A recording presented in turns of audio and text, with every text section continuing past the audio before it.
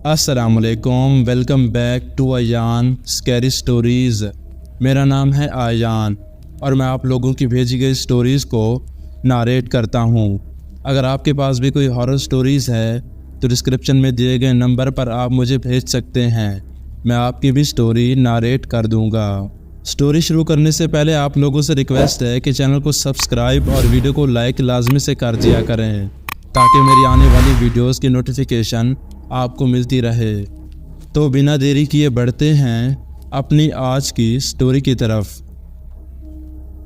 آج کی سٹوری بہت ہی انٹرسٹنگ ہونے والی ہے، تو جلدی سے اپنے ہیڈ فونز لگا لیجئے اور کمرے کی لائٹس آف کر لیجئے۔ آج کی سٹوری ہمیں شیئر کی ہے حمزہ نے، تو چلتے ہیں ان کی سٹوری انہیں کی زبانی سنتے ہیں۔ السلام علیکم ایان بھائی، میرا نام حمزہ ہے اور میں مری کا رہنے والا ہوں۔ میری سٹوری کافی زیادہ انٹرسٹنگ ہے اور امید کرتا ہوں کہ آپ میری سٹوری اپنے چینل پر اپلوڈ ضرور کریں گے۔ میں مرغیوں کے کارخانے میں کام کرتا ہوں اور میرا کام رات کو راولپنڈی سے مری مرغیاں سپلائی کرنا ہوتا ہے۔ روٹین کے مطابق روزانہ اسلام آباد منڈی سے 2 گاڑیاں میری مری کی طرف جاتی ہیں۔ اب ہوتا کچھ یوں ہے کہ اس رات اچانک میرا ڈرائیور بیمار ہو جاتا ہے اور میرے پاس ایمرجنسی میں کوئی اور ڈرائیور بھی نہیں ہوتا، تو میں یہ کرتا ہوں کہ میں خود ہی گاڑی لیتا ہوں اور اسلام آباد کے لیے روانہ ہو جاتا ہوں۔ ہم لوگ دن کے تقریباً 4 بجے یہاں سے نکل جاتے ہیں اور وہاں پہنچ کر بولی کا انتظار کرتے ہیں، اور پھر جیسے ہی مال آتا ہے ہم اس مال کو اپنی گاڑیوں میں ڈال کر پھر واپس آ جاتے ہیں۔ جمعرات کا دن تھا اور ہمارا کام روٹین کے مطابق جاری تھا۔ ہوا کچھ یوں تھا کہ مال کی شارٹیج کی وجہ سے میری ایک گاڑی پہلے ہی نکل گئی اور دوسری گاڑی میں میں تھا۔ میرے پاس شاہ زور تھی۔ رات کے تقریباً 11 سے 12 بجے کا ٹائم ہوگا جب میں نے اپنی گاڑی کو لوڈ کیا اور اپنی گاڑی کو لوڈ کر کے وہاں سے نکلا۔ میرے ساتھ ایک اور لڑکا بھی تھا جس کا نام علی تھا، وہ بھی مری کا ہی رہنے والا تھا اور وہ میرا رشتہ دار بھی لگتا تھا۔ تو اس نے مجھ سے اصرار کیا کہ میں رات کو اپنے گھر جانا چاہتا ہوں۔ اس نے مجھ سے کہا کہ آپ اپنی گاڑی وہاں پر لے جائیں اور وہاں پر ایک لڑکا کھڑا ہوگا جو آپ کی گاڑی آف لوڈ کر دے گا۔ میں نے کہا چلو ٹھیک ہے۔ پھر اس دوران ہم نے وہاں پر کھانا وغیرہ کھایا اور پھر ہم وہاں سے نکل گئے۔ اب رات کے تقریباً 2 سے 2:30 بج رہے تھے، کیونکہ مجھے صبح 6 بجے اپنی شاپس پر ڈیلیوری دینی ہوتی تھی، تو میں اسی سوچ میں تھا کہ میں کھانا وغیرہ کھا کر آرام سے نکل جاؤں گا۔ اچھا، تو مری میں رہنے والوں کو پتہ ہوگا کہ وہاں کی ایک جگہ ہے جس کا نام ہے روات۔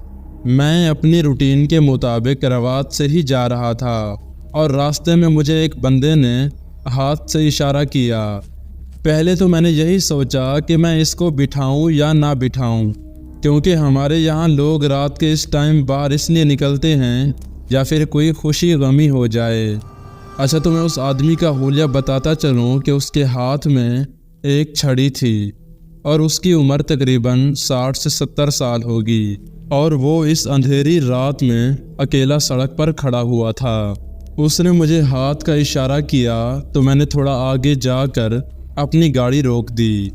پھر وہ بندہ میرے پاس آیا اور کہنے لگا کہ میں نے آگے تک جانا ہے، کیا آپ مجھے چھوڑ دیں گے؟ تو میرے ذہن میں یہی آیا کہ اس کی کوئی ایمرجنسی ہوگی یا کوئی مسئلہ ہوگا، تو میں اس کو اپنے ساتھ بٹھانے کے لیے راضی ہو گیا اور میں نے کہا جی آپ بیٹھ جائیں۔ ایان بھائی، آپ یقین نہیں کریں گے، جیسے ہی وہ میری گاڑی میں بیٹھا تو مجھے ایسا لگا جیسے میری گاڑی میں ڈبل مال لوڈ ہو گیا ہے۔ گاڑی روٹین سے زیادہ بھاری ہو گئی تھی۔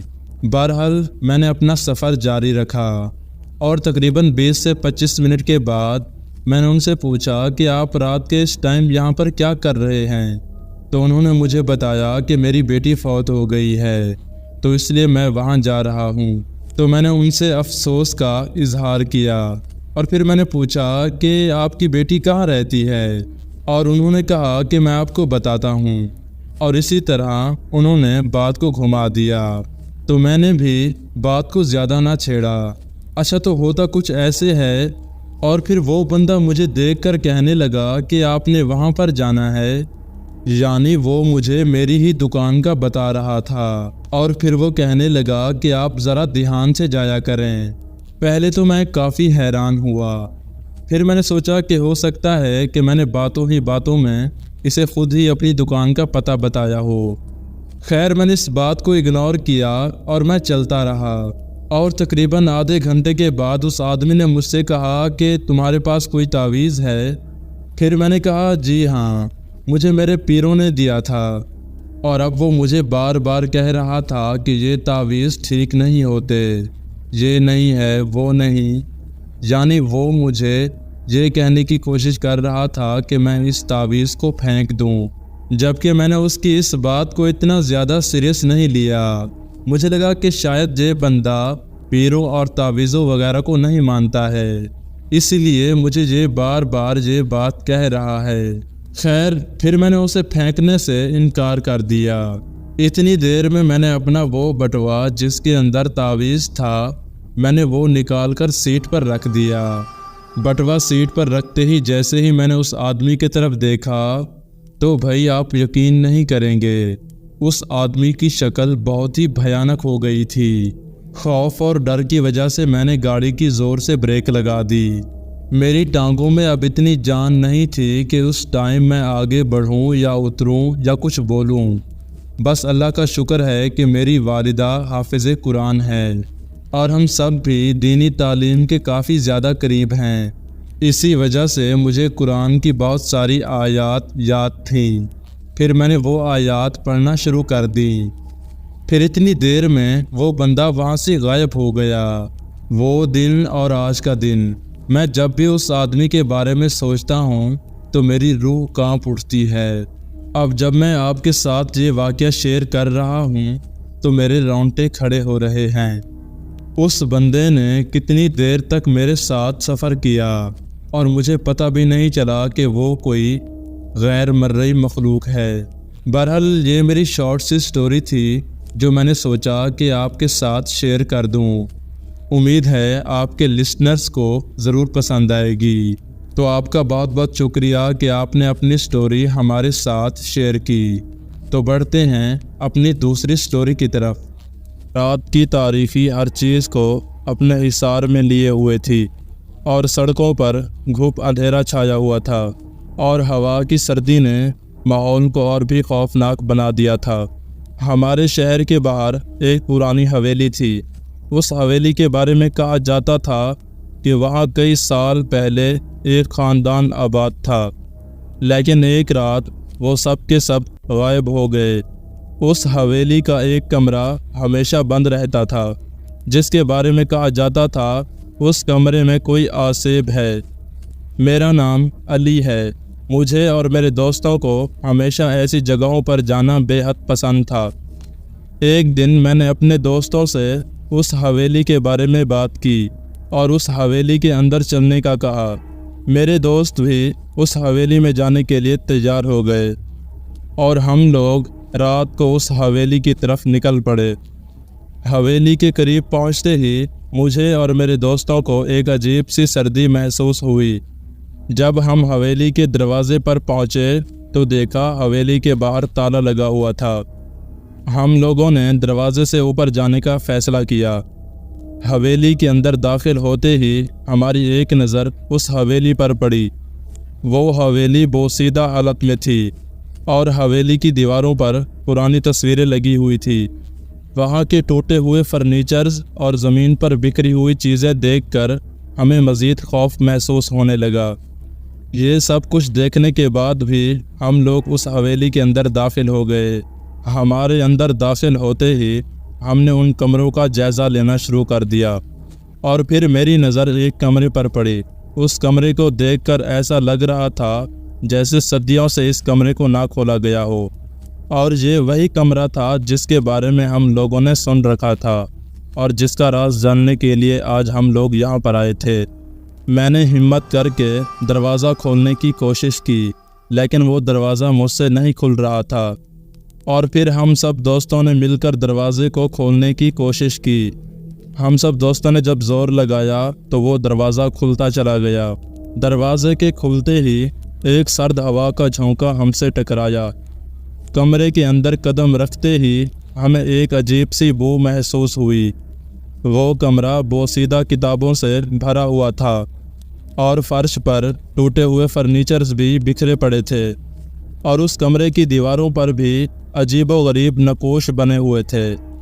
پھر اچانک سے میری نظر ایک صندوق پر پڑی، جسے دیکھ کر میرے دل کی دھڑکن تیز ہو گئی۔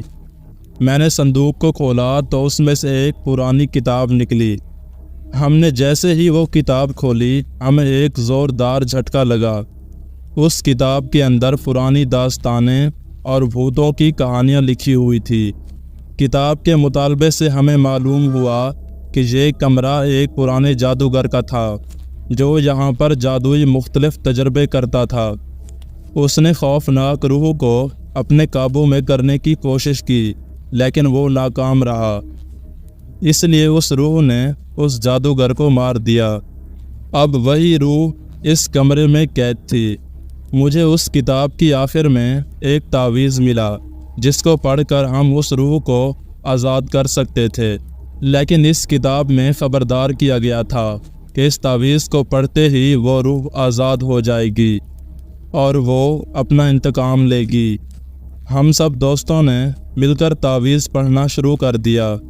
ابھی ہمیں تعویذ پڑھتے ہوئے کچھ ہی دیر گزری ہوگی کہ اچانک سے وہ کمرہ ہلنے لگا اور وہاں کی بڑی بڑی چیزیں الٹ پلٹ ہونے لگی، اور پھر ایک خوفناک چیخ کے ساتھ وہ روح آزاد ہو گئی۔ چیخ کی آواز سنتے ہی میرے سارے دوست حویلی سے باہر بھاگ گئے، لیکن میں پیچھے رہ گیا تھا۔ ابھی میں بھاگتے بھاگتے صحن میں پہنچا ہی تھا، میں نے اپنے سر کے اوپر دیکھا۔ وہاں پر انسانی کھوپڑیاں اڑ رہی تھی اور ان کی آنکھوں سے خون نکل رہا تھا۔ یہ سارا منظر دیکھ کر میں زور زور سے چلانے لگا۔ پھر میں نے آیت الکرسی پڑھنا شروع کر دی، اور ساتھ ہی ساتھ قرآن پاک کی جتنی بھی آیتیں مجھے آتی تھی میں وہ سب پڑھتا رہا، اور پھر دھیرے دھیرے وہ ساری کھوپڑیاں غائب ہونے لگی، اور ان کے غائب ہوتے ہی میں دروازے کی طرف دوڑا اور دروازہ کھول کر باہر آ گیا۔ میرے باہر آتے ہی میرے دوستوں نے بھی سکون کا سانس لیا، اور پھر ہم سب مل کر واپس گھر آ گئے۔ یہ کہانی کمرے کے راز کی ہے، جو آج بھی لوگوں کے دلوں میں خوف پیدا کرتی ہے۔ تو امید ہے آج کی سٹوری آپ کو اچھی لگی ہوگی۔ اگر اچھی لگی ہو تو چینل کو سبسکرائب اور ویڈیو کو لائک لازمی سے کر دیں، تاکہ میری آنے والی ویڈیوز کی نوٹیفیکیشن آپ کو ملتی رہے۔ اگر آپ کے پاس بھی کوئی ہارر سٹوریز ہے تو ڈسکرپشن میں دیے گئے نمبر پر آپ مجھے بھیج سکتے ہیں، میں آپ کی بھی سٹوری ناریٹ کر دوں گا۔ تو ملتے ہیں کسی اور انٹرسٹنگ ویڈیو میں، تب تک کے لیے اللہ حافظ۔